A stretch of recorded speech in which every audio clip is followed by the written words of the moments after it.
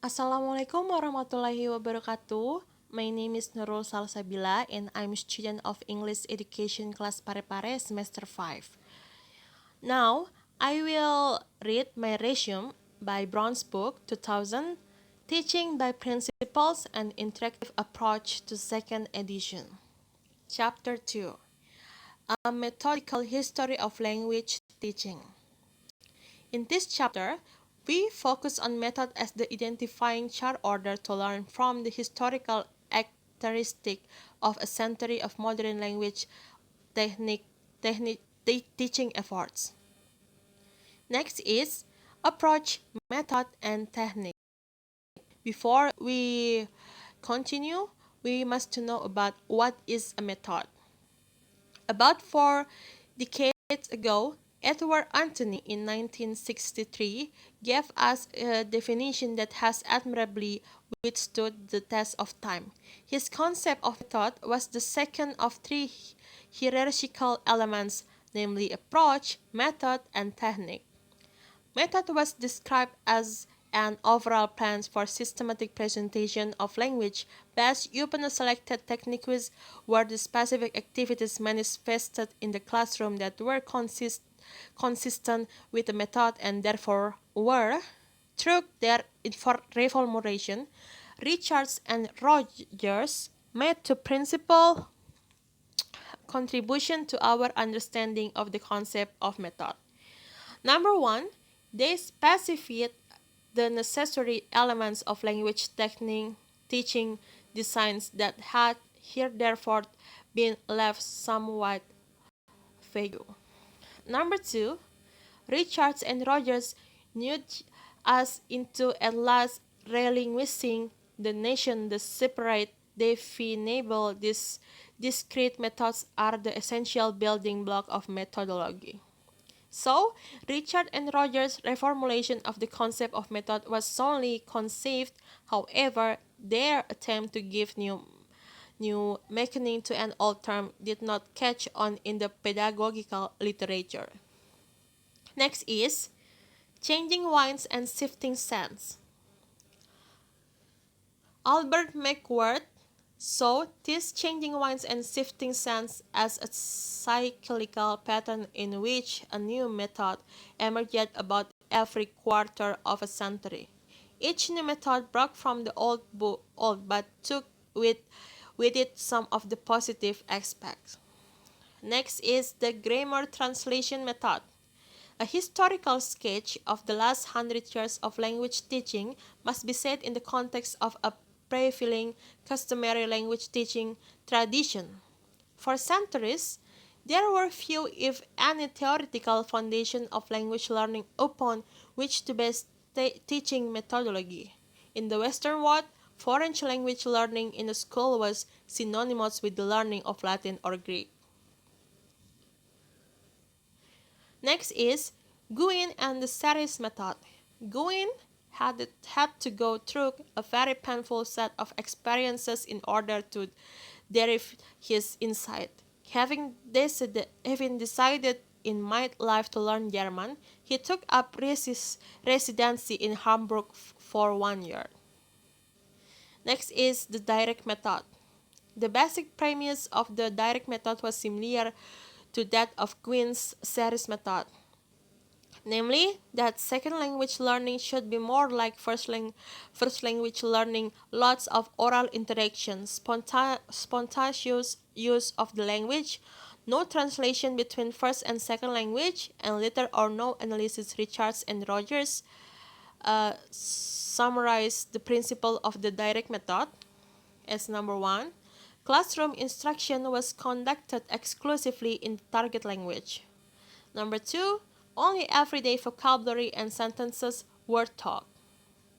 Number three, oral communication skills were built up in a carefully threaded progression organized around question and answer exchange between teachers and students in small, intensive classes. Number four, grammar was taught inductively. Number five, new teaching points were taught through modeling and practice. Number six, Construct vocabulary was taught through demonstration, objects, and pictures. Abstract vocabulary was taught by associations of idcast. Number 7, both of speech and listening comprehension were taught. Number 8, correct pronunciation and grammar were emphasized. Next is the audiolingual method.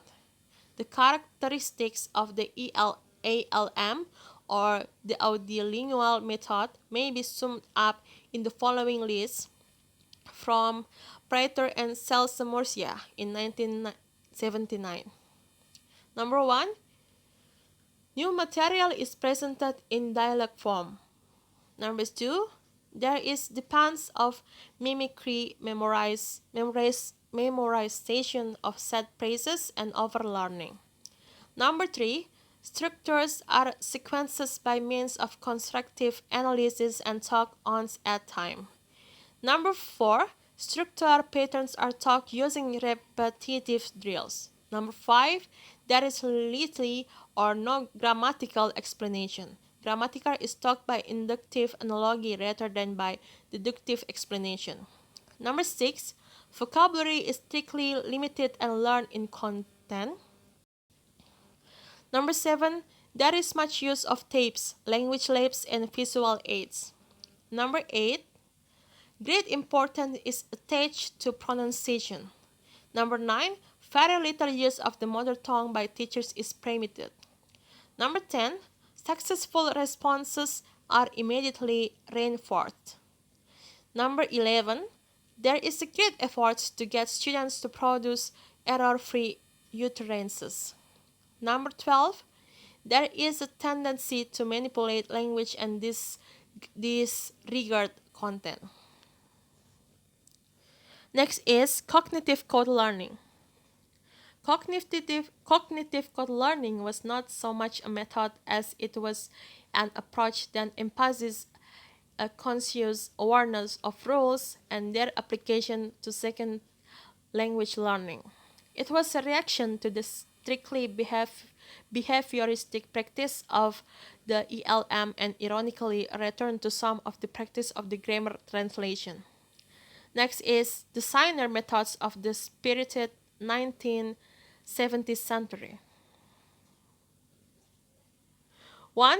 Community language learning. By the decade of the 1970, as we increasingly recognize the importance of the affective domain, some innovative methods took on a distinctly affective nature. Community language learning is a classic example of an affectively based method. Number 2, suggestopedia. Other new methods of the decade were not quite as strictly effective as CLL. Suggestopedia, for example, was a method that was derived from Bulgarian psychologist Georgi Lozanos in 1979. Contention that the human brain could process great quantities of material if given the right condition for learning, among which are a state of relaxation and giving over of control to the teacher. Number 3, the silent way like. Suggestopedia, the silent way rested on more cognitive than effective arguments for its theoretical sustenance. Number 4, total psychal response. James Azer in 1977, the developer of total psychal response or TPR, actually began experimenting with TPR in the 1960s, but it was almost a decade before the method was widely discussed in professional circles. Today, TPR, with simplicity as its most appealing fact, is a household word among language teachers. Number 5, the natural approach. In fact, the natural approach advocated the use of TPR activities at the beginning level of language learning when comprehensible input is essential for triggered the acquisition of language. The last is beyond method, national functional syllabuses. The functional part of the NFS correspondent to language functions.